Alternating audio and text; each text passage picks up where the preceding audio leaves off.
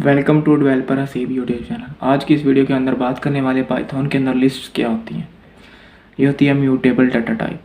अब data type क्या होती है वो आगे पढ़ने वाले हैं। डेटा टाइप्स की टाइप्स पढ़ने वाले हैं पहले, उसके बाद डेटा टाइप्स के बारे में जानने वाले हैं वो एक्चुअली होते क्या हैं। तो पहले टाइप्स पढ़ते हैं, फिर पढ़ते हैं वो होते क्या हैं। सबसे पहले थोड़ा सा उनका ओवरव्यू ले लेते हैं, तो बाद में प्रोजेक्ट्स करेंगे उनके आगे आपको क्लियर हो जाएगा। तो ये म्यूटेबल होती है, यानी कि ये एक लिस्ट होती है एरेज की तरह, आपने C++ के अंदर पढ़ा होगा। तो ये चेंजेबल होती है, इसके एलिमेंट्स 0 1 2 3 जो लिखे होते हैं वो हम चेंज कर सकते हैं। उसके बाद ये स्क्वायर ब्रैकेट्स के अंदर लिखी जाती है, किया जाता है इसको कॉमास के थ्रू। तो चलिए लिस्ट बना के देखते हैं और उसको एटरेट करके देखते हैं। और वो होती क्या है, नेस्टेड लिस्ट क्या होती है, लिस्ट के अंदर लिस्ट होती है। तो बात करते हैं। इक्वल्स टू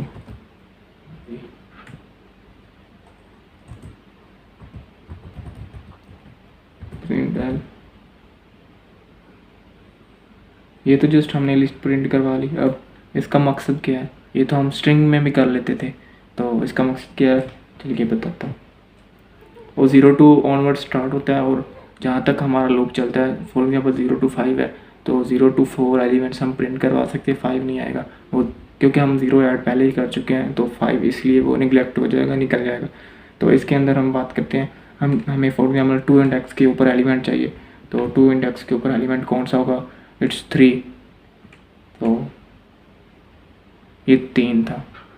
ये हमने लिस्ट के अंदर एक लिस्ट बना ली है, यानी कि नेस्टेड लिस्ट बना ली है। इसको कॉमास के थ्रू सेपरेट कर लेते हैं। तो अब इसको प्रिंट करवा देखते हैं। ये आ गई, हम 3 इंडेक्स पे 4 और 5 पड़ा हुआ था। तो ये छोटी सी है। इस तरह डिक्शनरीज भी होती हैं, सेट्स भी होते हैं और टपल्स भी होते हैं।